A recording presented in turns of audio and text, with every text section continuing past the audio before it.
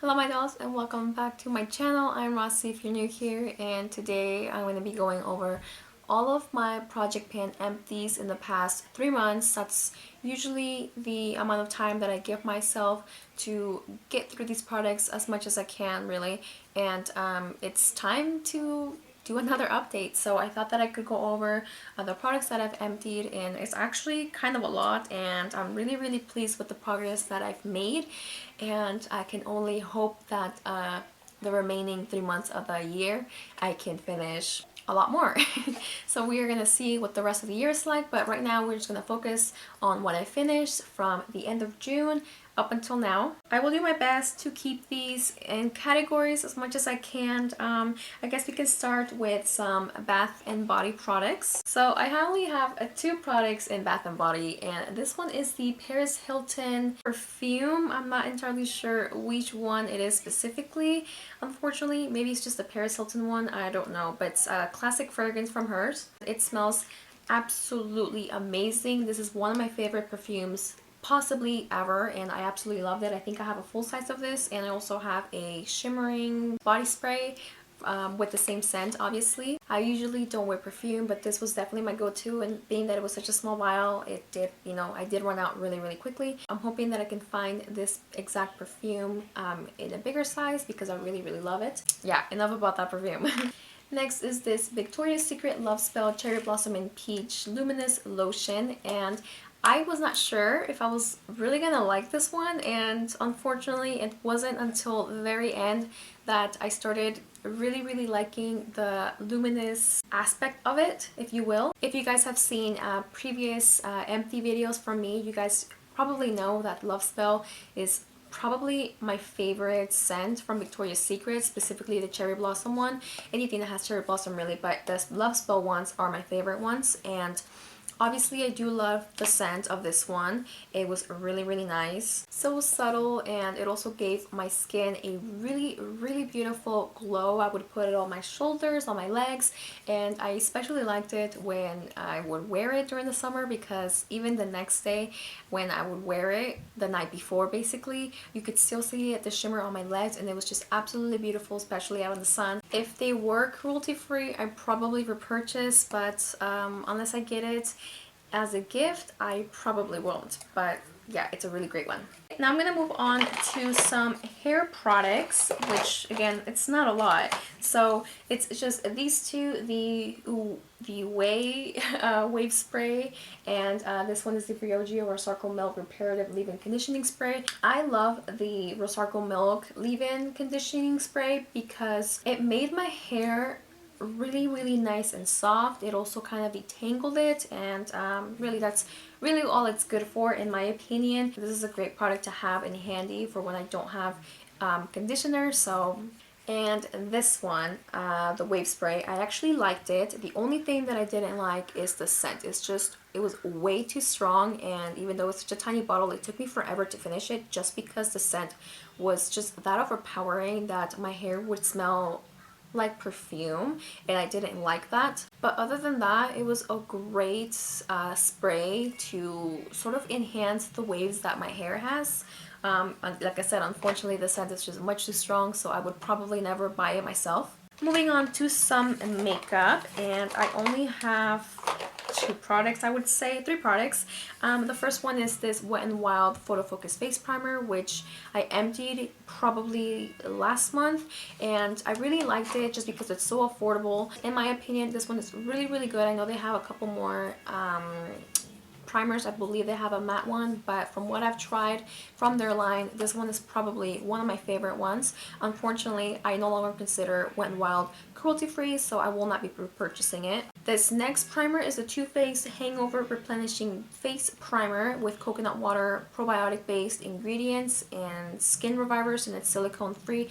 I also like this one. It just felt so hydrating on the skin. It was also very lightweight and absorbed super quickly. I really liked it, but I feel like it's such a high price for such a small amount of product. Even though high-end products are really good, I am not too keen on spending or splurging for those products, especially if I'm going to be finishing them up within like 2 to 3 months. It's good, but I don't know that I can repurchase because of the high price. This next product is one of my favorite lip oils, and this is the Essence Prettifying Lip Oil, and this one had jojoba oil in it, and I ran out finally. I can't get the last little bit, but it was my favorite lip oil ever. I cannot find it in store anymore. They probably discontinued them, and I also try to look for the Milani one. Again, I can't find it anywhere. So this one was such a great little lip oil, and I also used it every night to sort of hydrate my lips a little bit, and even though it was a little bit sticky, I didn't mind because it actually made my lips look really good. If anybody has any idea on where to find these, please let me know because I missed them. I really want another one or two or three. Next we can do some masks, and the first one is this Freeman Banana Oat Instant Smoothing Mask. This is such a large mask, and it's just an exfoliating smoothie kind of mask. You just apply it and then just kind of wash it off. It felt really soft on the skin, and what's good about this is that it's for all skin types, and I really liked it because I really did feel like it would kind of smooth my face a little bit. I would usually use this on days that I was actually going to wear a full face of makeup, especially liquid foundations, and my makeup would go really well on top of this. I do have like 2 more of these, so it's going to take me forever to go through them and actually finish them, but I really loved it, and I love using it in the mornings. Next is another one by the same brand, and this one is the Anti-Stress Dead Sea Minerals Clay Mask, and this one is for clearing your pores and for balancing the skin. I don't remember much about this one because I kind of went through it fairly quickly, but from what I remember about it is that I did like it. It felt nice and cooling, and I think it was also a blue mask, so I had a blue face when I was wearing this, and it was super cool. I did not experience any irritation. It didn't feel drying on the skin.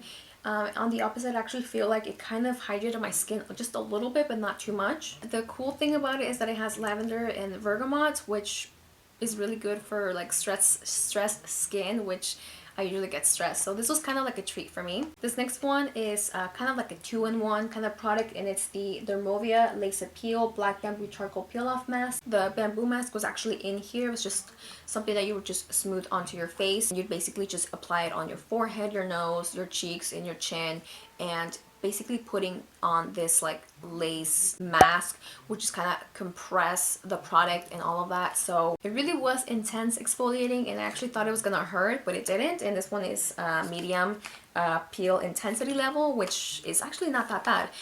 But I really do love charcoal products, and I felt like this one was really nice.